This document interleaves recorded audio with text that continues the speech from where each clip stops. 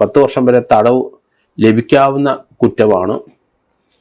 അത് പോലീസ് അതിശക്തമായ ജാമ്യത്തിന് എതിരെ നിൽക്കുന്നുണ്ട്. അങ്ങനെയൊരു നീക്കം ആ നേതാക്കന്മാർ നേരത്തെ പ്ലാൻ ചെയ്തതാണ്. ഇതേപോലെയുള്ള നീക്കങ്ങൾ തന്നെയാണ് ബംഗാളിൽ നടന്നത്. ഇവിടെ ഇപ്പോൾ അറസ്റ്റ് ചെയ്തിരിക്കുന്ന ഏകദേശം 10-26 പേരുണ്ട്. അവർക്കൊന്നും ജാമ്യം കിട്ടാനും കഴിയില്ല. ED തീർച്ചയായിട്ടും പ്രിഫർ ചെയ്യുന്നത് ഒരു CBI അന്വേഷണം തന്നെയാണ്. അതിലേക്കാണ് നീങ്ങുന്നത്. രാഷ്ട്രീയപരമായി പാർട്ടിക്കാരെ ചെയ്യുമെങ്കിലും അതൊന്നും ഇന്ത്യയുടെ അഖണ്ഡതയ്ക്കെതിരായിട്ടുള്ള ഒരു നീക്കമായിട്ട് മാത്രമേ കോടതി കണക്കാക്കുള്ളൂ. Retired SP George Joseph sir ഒപ്പം ചേരുകയാണ്. സാർ, പ്രതിപക്ഷ നേതാവ് പിണറായി വിജയന്റെ വീട്ടിൽ റെയ്ഡ് കഴിഞ്ഞിറങ്ങിയ ED ഉദ്യോഗസ്ഥരെ ആക്രമിച്ച കേസിൽ 5 പ്രതികളെ കസ്റ്റഡിയിൽ വാങ്ങി പോലീസ് കഴിഞ്ഞ ദിവസം തെളിവെടുപ്പ് നടത്തിയിരുന്നു. വലിയ പോലീസ് സന്നാഹത്തോടെ പിണറായി വിജയൻ താമസിക്കുന്ന വാടക വീടിന് പുറത്തെത്തിച്ചാണ് ഈ തെളിവെടുപ്പ് നടത്തിയത്. ആ ദൃശ്യങ്ങൾ നമ്മൾ കണ്ടതാണ്. ആദ്യം ചോദിക്കാനുള്ളത്, ഈ പ്രതികൾക്ക് ജാമ്യം കിട്ടാനുള്ള സാധ്യതകൾ ഇല്ലാതായോ? തീർച്ചയായിട്ടും അവരെ ഇപ്പം കസ്റ്റഡി വാങ്ങിച്ചിട്ടുണ്ട്. ആ കസ്റ്റഡി വാങ്ങിയ അന്വേഷണം നടത്തി അത് കോടതിയെ തിരിച്ചു കൊടുക്കും. അതോടൊപ്പം തന്നെ വളരെ ഫാസ്റ്റായിട്ടാണ് ആ കേസിൻ്റെ അന്വേഷണം മുന്നോട്ട് പോകുന്നത്. 10 വർഷം വരെ തടവ് ലഭിക്കാവുന്ന കുറ്റമാണ്. അത് പോലീസ് അതിശക്തമായ ജാമ്യത്തിന് എതിരെ നിൽക്കുന്നുണ്ട്. അതുകൊണ്ട് അന്വേഷണം അവർ 60 ദിവസത്തിനകം തീർക്കും. അതുവരെ ജാമ്യത്തിന് ഒബ്ജക്ഷൻ കൊടുക്കും. കോടതി ജാമ്യം കൊടുക്കാനുള്ള സാധ്യത കുറവാണ്. 60 ദിവസത്തിന് ഈ കേസിൻ്റെ ചാർജ് ഷീറ്റ് കൊടുത്താൽ കോടതിക്ക് ട്രയൽ കഴിഞ്ഞിട്ട് പ്രതികളെ വിടാനുള്ള സാധ്യതയുള്ളൂ. അതേസമയത്ത് ഇതിനകത്ത് ഒരു 120B ചേർക്കുമോ ഇല്ലയോ എന്നറിയില്ല. കാരണം അങ്ങനെ ചേർത്തൊരു അന്വേഷണം മുന്നോട്ട് പോകുന്നെങ്കിൽ, ഒരു ഗൂഢാലോചന ചേർത്തൊരു അന്വേഷണം, ആ വകുപ്പോടെ ചേർത്ത് അന്വേഷണം മുന്നോട്ട് പോകുന്നെങ്കിൽ സംസ്ഥാന നേതാക്കന്മാരടക്കമുള്ളവരെ അതിനകത്ത് അറസ്റ്റ് ചെയ്യേണ്ടി വരും. അതിന് അങ്ങനെ വന്നു കഴിഞ്ഞാൽ കാലതാമസം ഉണ്ടാവും ചാർജ് ഷീറ്റ് കൊടുക്കാൻ. അതുകൊണ്ട് പോലീസ് ഏത് രീതിയിലാണ് നീങ്ങുന്നതെന്ന് ഇപ്പം പറയാൻ കഴിയില്ല. പ്രാഥമികമായിട്ട് ED ജീവനക്കാരെ ആക്രമിച്ച സംഭവത്തോടനുബന്ധിച്ച് ഇതുവരെ അറസ്റ്റ് ചെയ്തവരെ ഒതുക്കി അവരിൽ വെച്ച് മാത്രം ഒരു കുറ്റച്ചാർജ് കൊടുത്താൽ തീർച്ചയായിട്ടും EDക്ക് അതിന് പരാതി ഉണ്ടാവും. ഈ കേസിനകത്ത് പിന്നിലെ പ്രവർത്തിച്ച അബറ്റ്മെൻറ്റ് നടത്തിയ കോൺസ്പിറേറ്റേഴ്സ് അവിടെ നിൽപ്പുണ്ട്. അവരെയും കൂടെ അറസ്റ്റ് ചെയ്ത് വേണം മുന്നോട്ട് പോകാനെന്നുള്ള അവരുടെ അഭിപ്രായം കേരള പോലീസ് അത് വിലക്കെടുക്കുന്നില്ലെങ്കിൽ ഇമ്മീഡിയറ്റ് ആയിട്ട് അവർ തന്നെ ഇത് CBIക്ക് പോകണം, ഈ ED ജീവനക്കാരെ ആക്രമിച്ചത് CBIക്ക് പോകണം എന്നുള്ള രീതിയിൽ ഒരു റിട്ട് ഹൈക്കോടതി വരും എന്നാണ് ഞാൻ കരുതുന്നത്. ഇവിടെ ED ഉദ്യോഗസ്ഥരെ ആക്രമിക്കാൻ ഏതെങ്കിലും തരത്തിലുള്ള ഗൂഢാലോചന നടന്നിട്ടുണ്ടോ എന്ന കാര്യവും SIT അന്വേഷിക്കുന്നുണ്ട്. ഇക്കാര്യം പോലീസ് കസ്റ്റഡി അപേക്ഷയിൽ കോടതിയെ അറിയിച്ചതുമാണ്. ഗൂഢാലോചന നടന്നിട്ടുണ്ടാകുമോ? അതുകൊണ്ടാണോ പ്രതികൾ പെട്ടെന്ന് ഇരച്ചെത്തി EDയുടെ കാർ ആക്രമിച്ചത്? ആ കേസിൻ്റെ സാഹചര്യ തെളിവുകൾ നമ്മൾ പരിശോധിച്ചാൽ നേതാക്കന്മാർ മുഴുവൻ ആ ഗേറ്റിൻ്റെ വെളിയിൽ നിന്ന് സമരം അവരെ മുഷ്ടി ചുരുത്തി മുദ്രാവാക്യം വിളിക്കുകയും അങ്ങനെയൊക്കെ മണിക്കൂർ കണക്കിന് രാവിലെ മുതൽ അങ്ങോട്ട് മുന്നോട്ട് പോയി. ഇവരുടെ അന്വേഷണം കഴിഞ്ഞ് അവർ വെളിയിൽ ഇറങ്ങുന്ന സന്ദർഭത്തിൽ ഒരു പറ്റം 19 പേര് ആ ആൾക്കൂട്ടത്തിനിടയ്ക്ക് ഇടിച്ചു വന്ന് കയറിയിട്ടാണ് ഈ ആക്രമണം നടത്തിയത്. അത് തീർച്ചയായിട്ടും അതിൻ്റെ പുറയിൽ ഒരു ഗൂഢാലോചനയുണ്ട്. ഇല്ലെന്ന് പറഞ്ഞാൽ അത് വിലപ്പോകില്ല.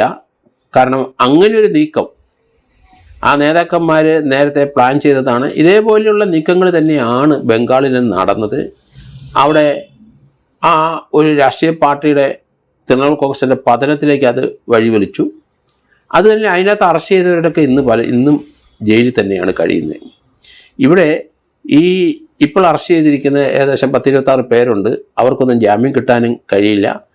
ഈ കേസിൻ്റെ ട്രയൽ കോടതി നടന്ന് തീർത്ത ശേഷം മാത്രമേ അവർക്ക് ജാമ്യം കിട്ടാനോ അല്ലെങ്കിൽ കേസിൽ ശിക്ഷിക്കപ്പെടാനോ അല്ലെങ്കിൽ വെറുതെ വിടാനോ ഒക്കെ വരുന്ന ആ സമയം വരെ ജയിലിൽ കിടക്കേണ്ടി വരും.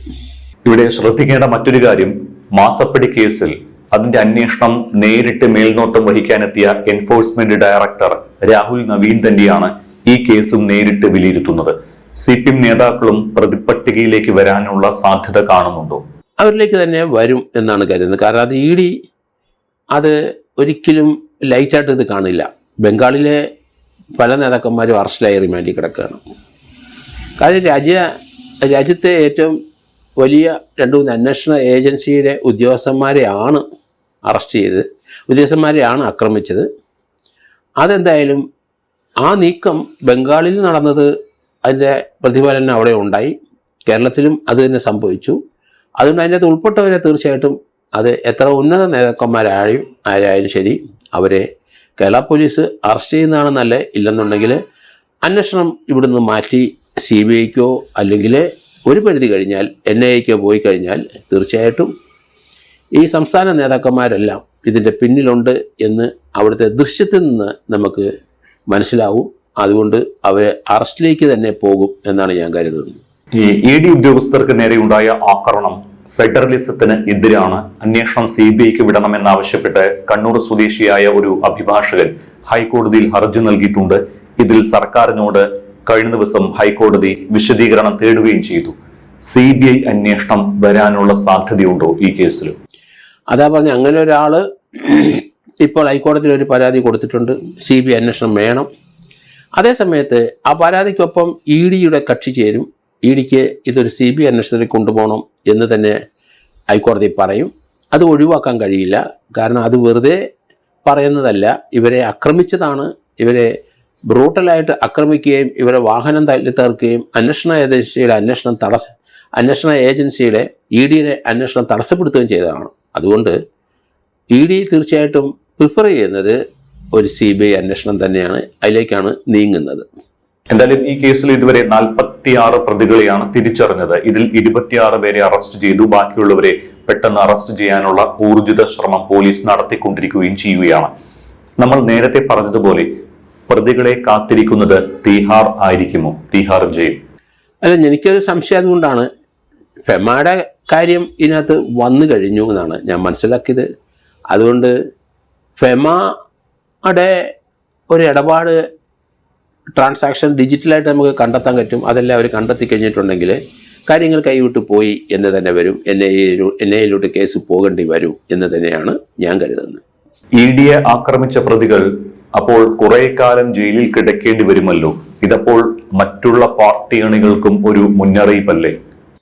അത് ഇതുപോലെയുള്ള അന്വേഷണ ഏജൻസികളെ ആക്രമിക്കുന്നത് അത് രാഷ്ട്രീയപരമായി പാർട്ടിക്കാരെ ചെയ്യുമെങ്കിലും അതൊന്നും ഇന്ത്യയുടെ അഖണ്ഡതയ്ക്കെതിരായിട്ടുള്ളൊരു നീക്കമായിട്ട് മാത്രമേ കോടതി കണക്കാക്കുകയുള്ളൂ. അത് ഇന്ത്യയിൽ നിയമമായ ചില വകുപ്പുകളും ചില ആക്റ്റുകളും ഒക്കെയാണ്. അതനുസരിച്ച് ഉദ്യോഗസ്ഥന്മാരെ നടപടിയെടുക്കുകയാണ്. അങ്ങനെ നടപടിയെടുക്കുന്നവരെ തടസ്സപ്പെടുത്തി അവരെ ഉപദ്രവിക്കുകയോ ചെയ്തിട്ടുണ്ടെങ്കിൽ അത് കോടതി അംഗീകരിക്കത്തില്ല. അതുകൊണ്ടാണ് ഞാൻ പറഞ്ഞത്, തീർച്ചയായിട്ടും ഇത് NIA അല്ലെങ്കിൽ CBI വരും എന്ന് തന്നെയാണ് ഞാൻ കരുതുന്നത്.